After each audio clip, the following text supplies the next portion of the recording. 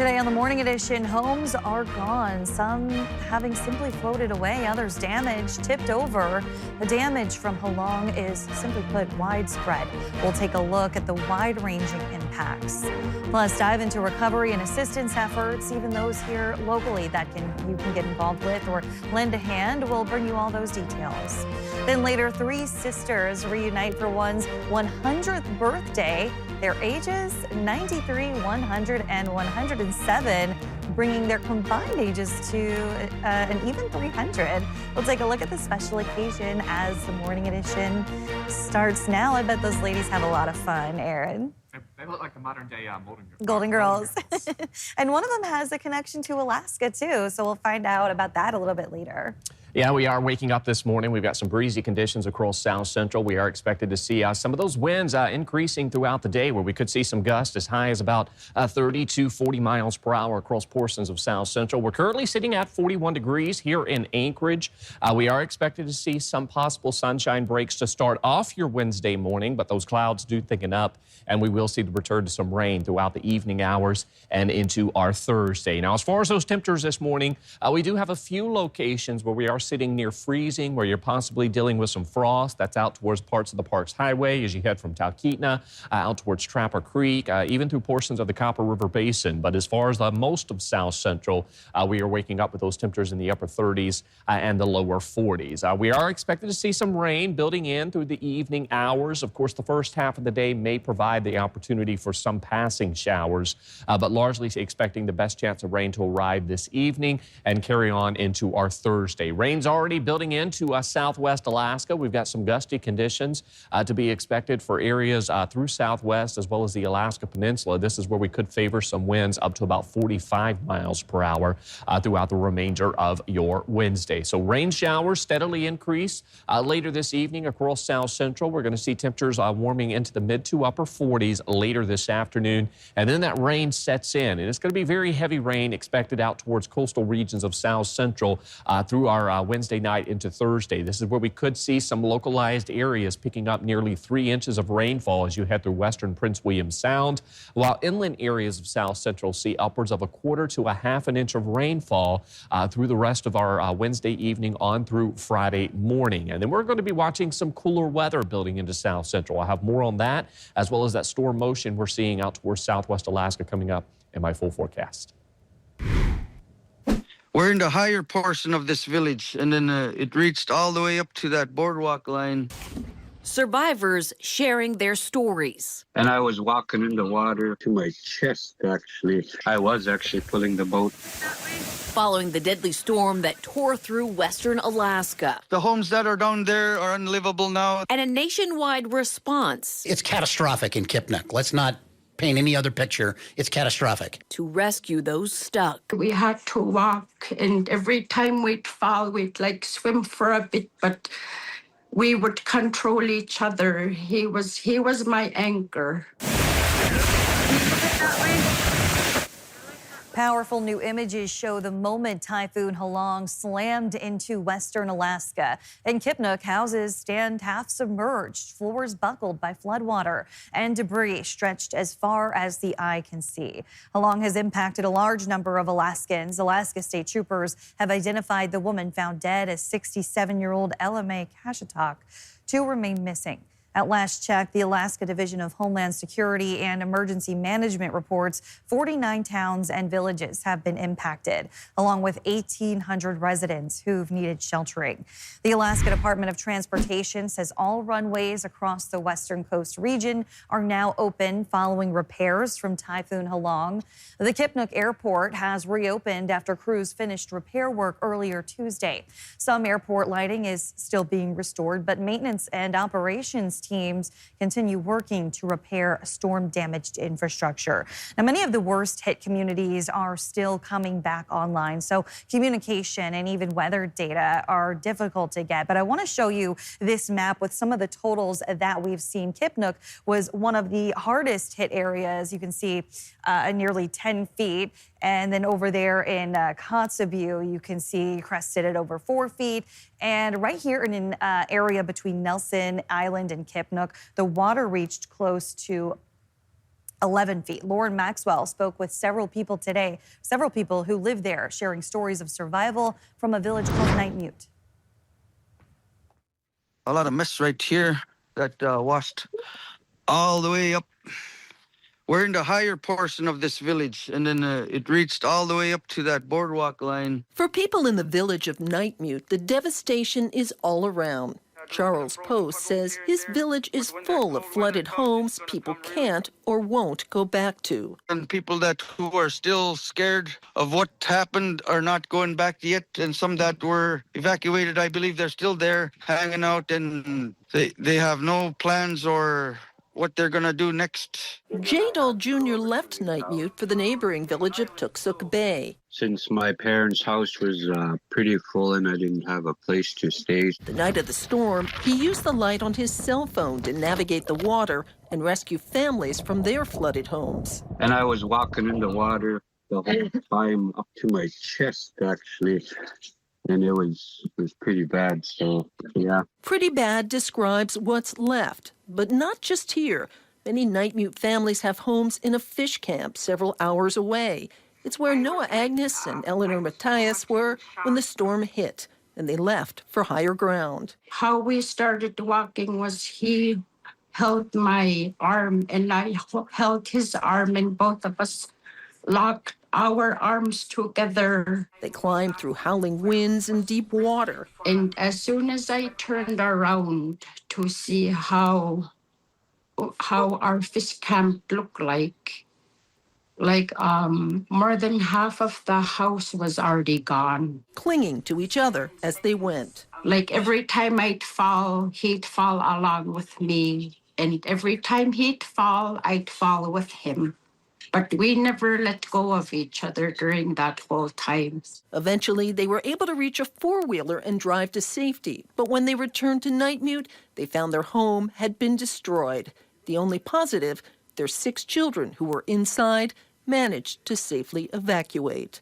Lauren Maxwell, Alaska's news source. Now, of course, the story of Halong is far from over. The floodwaters may have begun to recede, but the struggle to rebuild is just beginning. From homes torn apart to families starting over, the human toll is only now coming into focus. Day by day, communities hit by Halong are struggling to recover and find safe places to stay. State officials say nearly 1,800 people across 49 communities have been impacted. As we mentioned, that death toll stands at 1, while 2 people remain missing. The Coast Guard has suspended active searches but will continue looking during other operations. Homes have been flooded, swept away, or pushed off foundations, including at least 37 in Kipnuk alone. Hundreds are sheltering in schools, with Bethel's Health Center at full capacity. State officials call the number of displaced residents unprecedented. We need to have places for people to go safely, where they can be warm and fed and taken care of. We're moving quickly to have that established, but it's taken some time. So some folks are in some really uncomfortable places. We're doing everything we can to push in support to them where they are. We have 300 right now, because I have medical personnel there, and we did surveys, and we have 300 people right now in Kipnuk that want to leave because their home's been destroyed. And then we also have almost 400 in Guihinuk that want to come out too. Now, Dan Winkleman, from whom you just heard, said many of those remaining in their home villages are staying in the local school. As many as 700 in the case of Kipnuk, which is also suffering from a lack of communication and a dwindling fuel supply. The reopening of the Kipnuk airport may provide much needed relief, but in the long term, the challenge will be finding a new home. Across the state, Alaskans are proving that when disaster strikes, they stand shoulder to shoulder. Neighbors, strangers, and entire villages are rallying together. And as Justin Matson reports, they're finding ways to lend a hand to those hit the hardest by the flooding. Everybody wants to help. You know, Alaskans, we're so cool and we're so loving and caring about each other. And we know that we live in a really hard place, that we have to look out for each other. There are plenty of ways to look out for our fellow Alaskans affected by Halong. It just depends on how you want to get involved, as many groups are accepting donations, including GCI. According to the community, the essential items that are needed in these impacted areas include medical supplies like Tylenol, ibuprofen, phone chargers. If you're more interested in donating food, you can do so at one of these bins located at the Cook Inlet Tribal Council building. They were requesting canned meat, fish, fruits, vegetables, pasta, cereal, rice and quinoa, peanut butter, and other nut butters. But it sounds like in Bethel, they're in dire need of diapers, of baby formula, of just very, very basic and essential items as well. You don't have to donate only items. You could also donate a location. And I have access to about 40 more barrels. I have a few in my Jeep or in my car right now. And if there's businesses or churches or schools or whatever it is that want to sponsor a food barrel for the next 2 weeks, let me know. That drive will last from October 14th through the 31st, and Brad Schmitz has high hopes. You know, who knows, maybe we could get 500 pounds or 1,000 pounds of dry goods that first week in November that then could be delivered to their food bank and hopefully just really, really help out our friends and our brothers and sisters out in that part of the state. All in the name of helping fellow Alaskans, in the spirit of the season. The spirit lives on, it's the generous spirit of Halloween, if you will, and just the Alaskan spirit that's really cool. And Justin Mattson, Alaska's news source. Turning now to the newsroom where Adelmi Ruiz is standing by. Adelmi.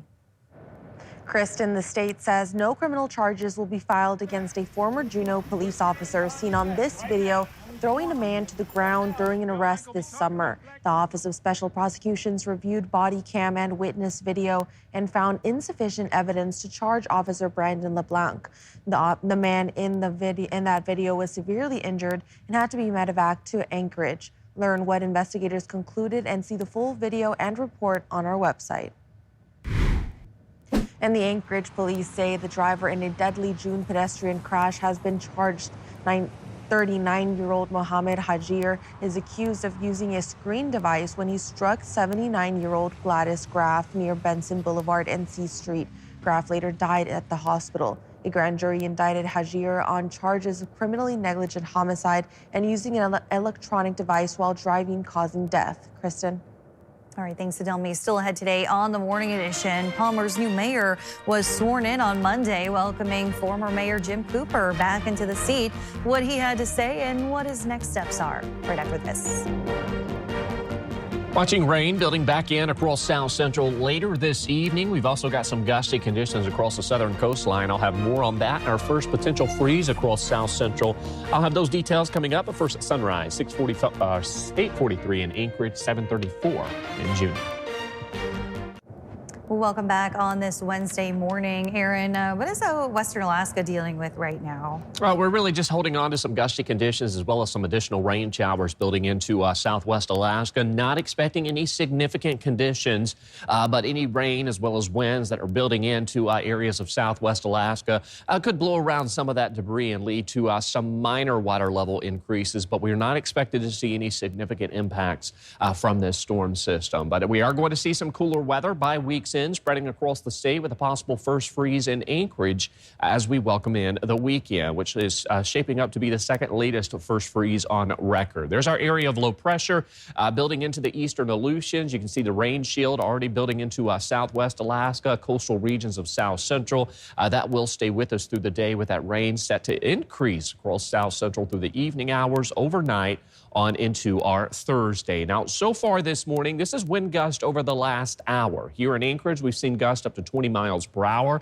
As you head through parts of southwest Alaska, those winds have been gusting up to 30 miles per hour. And we'll see that potential that winds today through areas of southwest Alaska could gust anywhere from about 30 to 45 miles per hour. So thankfully, not too terribly windy, but we are going to continue to hold on to some of those gusty conditions as well as some rain. Now, while it will not be windy through southwest Alaska, out through the Aleutians. We could see some gusts up to about 60 miles per hour. But this rain and this system will continue to spread eastward across the state. Notice the main shield of rain building into the Gulf of Alaska. That's going to bring increasing heavy rain as well as some gusty conditions for southeast as we welcome in the overnight hours on into our Thursday. So this system moving eastward, not taking that northerly track like we did see with the last two systems, but it will still bring some rain and winds, even some snow across a good portion of the state as the week draws to a close. And the good news is, as the week draws to a close, this stormy weather pattern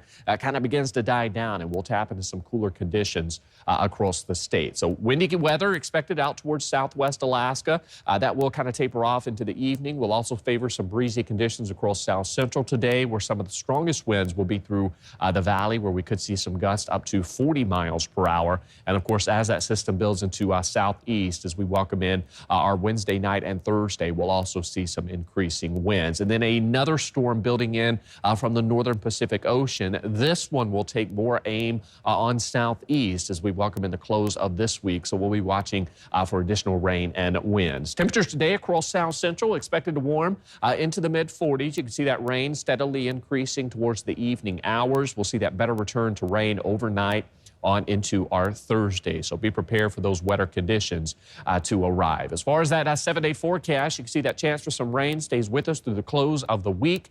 We are also going to see those temperatures kind of cool off in the upper 30s and the lower 40s. Our overnight lows also chasing our first official freeze of the season. Our best opportunity looks likely Saturday night into Sunday morning. And Kristen, should that occur, it'll be the second latest first freeze on record. And if you remember earlier this season, Fairbanks saw the latest first freeze on record. All right, thanks, Aaron. Palmer has a new mayor and a familiar face is back in charge. Former Mayor Jim Cooper was sworn in Monday night after winning more than 40% of the vote, defeating several fellow city council members. Now back at the helm, Cooper says his focus is on fixing roads, addressing homelessness, and strengthening local businesses. Meantime, Alaska's liquefied natural gas pipeline could finally begin construction in 2026. The Japanese consulate's office Facebook post says the head of Glenfarne, Alaska LNG, said the pipeline would be operational by 2029. In September, Japan's largest energy company signed a letter of intent to buy LNG from the project. The pipeline still faces regulatory hurdles. Secretary of the Interior Doug Burgum emphasized that the project's importance when Alaska's news source spoke to him recently. Alaska's seen multiple LNG pipeline proposals fail over the past 2 decades. If this one goes online, the pipeline will deliver about 3.5 billion cubic feet of gas per day. Thanks for listening to our podcast. Click subscribe so you can get the latest podcasts from Alaska's news source automatically and stay up to date with breaking news and in-depth reporting available for free 24/7 with the Alaska's news source app.